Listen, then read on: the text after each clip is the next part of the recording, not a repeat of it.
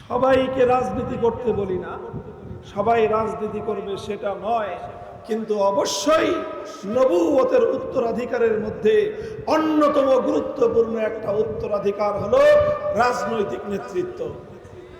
আমি এটা বুঝে শুনে শব্দটা বলতেছি। কি শব্দ? কি শব্দ? রাজনৈতিক নেতৃত্ব। মনে করেন না যে মাদ্রাসার মাহফিল আমি রাজনীতি করব না। আমি মাদ্রাসার মাহফিলে কোনোদিন রাজনীতির পেঁচাল পারি না। রাজনীতির পেঁচাল মানে দলীয় রাজনীতির আলাপ আমি মাদ্রাসার মাহফিলে করিও না, এবং কেউ করলে সেটা আমি পছন্দও করি না। আপনারা জানেন আমাদের রাজনৈতিক সংগঠন আছে, কিন্তু মাদ্রাসার মাহফিলে আমার রাজনৈতিক সংগঠনের স্লোগান দেওয়া নিষেধ। কেউ দিলে দল থেকে বহিষ্কার করে দেবে। কিন্তু দলীয় রাজনীতির কথা বলি না, কিন্তু ইসলামের যে দর্শন, রাজনৈতিক আদর্শ, ইসলামের যে রাজনৈতিক মতবাদ, ইসলামের যে রাজনৈতিক ফিলোসফি, ইসলামের যে রাজনৈতিক চিন্তাধারা, সেটার কথা বলতেই হবে, বলতেই হবে। সেটা না বললে ইসলামের পয়গাম পরিপূর্ণ হয় না।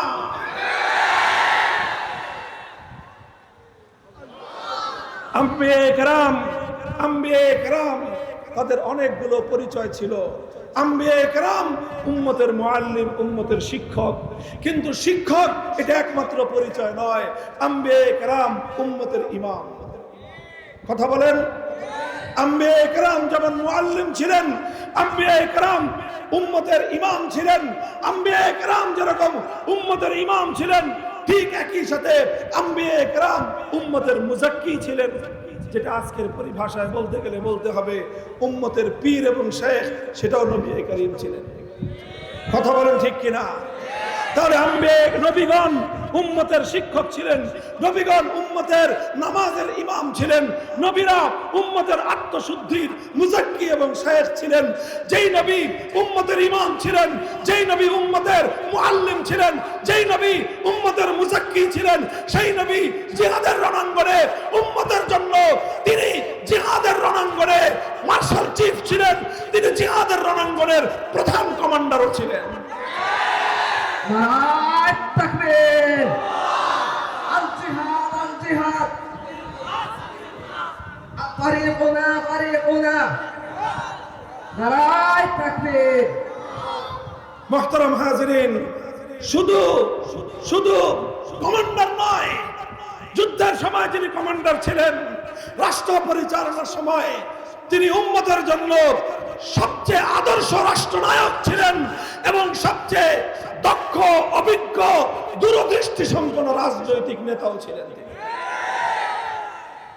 রাজনৈতিক নেতা, রাজনৈতিক নেতৃত্ব, এই কথাগুলো শুনলেই তো একদল মানুষের মাথা খারাপ হয়ে যায় যে এগুলা হুজুররা বলে কেন, এগুলা হুজুররা বলে কেন। হুজুররা মাদ্রাসার শিক্ষক, ভালো কথা। হুজুররা মসজিদের ইমাম, আরো ভালো কথা। হুজুররা মিলাদ শরীফ পড়ায়, আরো ভালো কথা। হুজুররা খতম করে, এটাও ভালো কথা। হুজুররা দোকানে এসে দোয়া করে দেয়, উদ্বোধন করে দেয়, খতম করে দেয়, দোকানে বরকত হয়, এটাও ভালো কথা। হুজুররা জানাজার নামাজ পড়ায়, ভালো কথা। আমার বাচ্চা হলে হুজুররা গিয়ে মুয়াজ্জিনের মতো আজান দেয়, সব তো ভালো কথা। মসজিদে ইমামতি করে মিম্বরে খুতবা দেয়, সব ভালো কথা।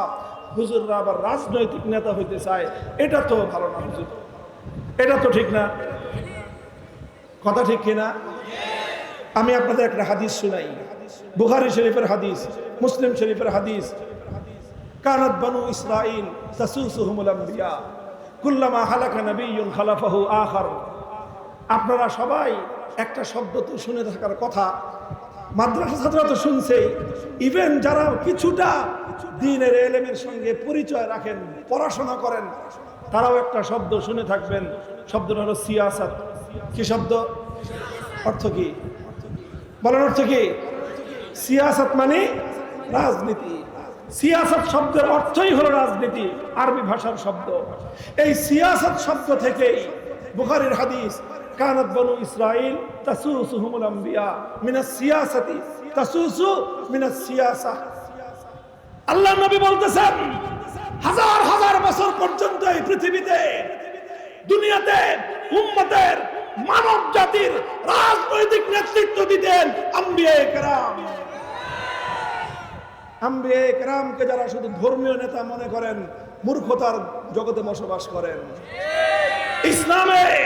ইসলামের রাজনৈতিক নেতৃত্ব ধর্মীয় নেতৃত্ব থেকে আলাদা করবার কোন সুযোগ নাই। কানাত বনু ইসরাইল তাসুসুহুমুল আম্বিয়া, আম্বিয়ায়ে কেরাম মসজিদে ইমামতি করতেন, আম্বিয়ায়ে কেরাম মিম্বারে খুতবা দিতেন, আম্বিয়ায়ে কেরাম উম্মতকে তালিম দিতেন, আম্বিয়ায়ে কেরাম উম্মতের আত্মার পরিশুদ্ধি ঘটাতেন, আম্বিয়ায়ে কেরামই উম্মতের রাজনৈতিক নেতৃত্ব দিতেন। কানাত বনু ইসরাইল তাসুসুহুমুল আম্বিয়া কুল্লামা হালাকা নবিয়্যুন খালাফাহু আখার। এক নবী মারা গেলেই আরেক নবী চলে আসতো, তিনি হতেন নতুন নেতা, তিনি হতেন নতুন শুধু ধর্মীয় নেতা নয়, রাজনৈতিক নেতা। ওয়া আনা খাতামুন নবিয়্যিন। এরপর আল্লাহর নবী বলেন, আমি হলাম সর্বশেষ নবী, সুতরাং আল্লাহর পক্ষ থেকে নির্বাচিত সর্বশেষ রাজনৈতিক নেতা হলাম আমি।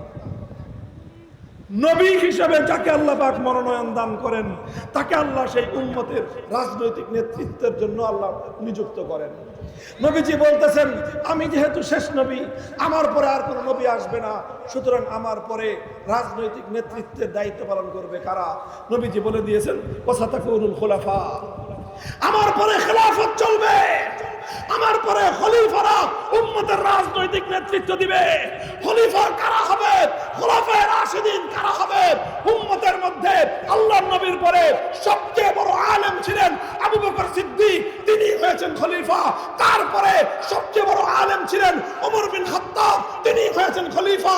তারপরে সবচেয়ে বড় আলেম ছিলেন ওসমান গনি, তিনি হয়েছেন খলিফা।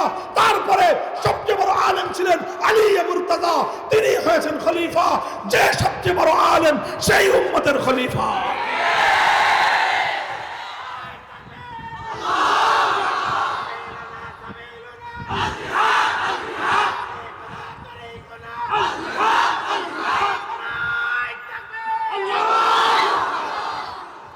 এই জন্য আমার এই কথার মূল উদ্দেশ্য হলো এই কথা বলে দেওয়া আপনাদেরকে, হে জাতি, আপনাদেরকে পয়গাম পৌঁছে দেওয়া, আম্বিয়ায়ে কেরাম নবীগণ দুনিয়াতে যা কিছু রেখে গিয়েছেন, দুনিয়াতে তারা ইলম রেখে গিয়েছেন, দুনিয়াতে তারা ইমামত রেখে গিয়েছেন, দুনিয়াতে তারা আলেমদেরকে নবীদের উত্তরাধিকারী বলে ঘোষণা দিয়েছেন। সুতরাং আলেমরা ইলমের মধ্যে নবীদের উত্তরাধিকারী, আলেমরা ইমামতির ক্ষেত্রেও নবীদের উত্তরাধিকারী, আলেমরা তাজকিয়ার ক্ষেত্রেও নবীদের উত্তরাধিকারী। ঠিক তেমনি ভাবে রাজনৈতিক নেতৃত্বের ক্ষেত্রেও আলেমরাই নবীর উত্তরাধিকারী। এই জন্য আমি সবাইকে রাজনীতি করতে বলি না, কারণ এখন আমাদের পক্ষে সবগুলি কাজ একজনের পক্ষে সামাল দেওয়া সম্ভব না। এই জন্য আমরা কাজ ভাগ করে নিয়েছি, কেউ মাদ্রাসায় পড়াই, কেউ খানকা চালাই। কথা বলেন ঠিক কিনা? যে মাদ্রাসা পড়ায় তার দ্বারা ভালো খানকা চলে না, তাজকিয়ার কাজ ভালো হয় না। এই জন্য কেউ তাজকিয়ার কাজকে নিজেদের কাজ বানিয়ে নিয়েছি, কেউ তালিমের কাজকে নিজের কাজ বানিয়ে নিয়েছি, কেউ ইমামতের কাজকে নিজের কাজ বানিয়ে নিয়েছি। মুসল্লিদেরকে দিন শিখাই, ইমামতি করি। ইমামতি করা মানে হলো 5 ওয়াক্ত জামাত পড়ায় বাকি সময় ঘুমানো না।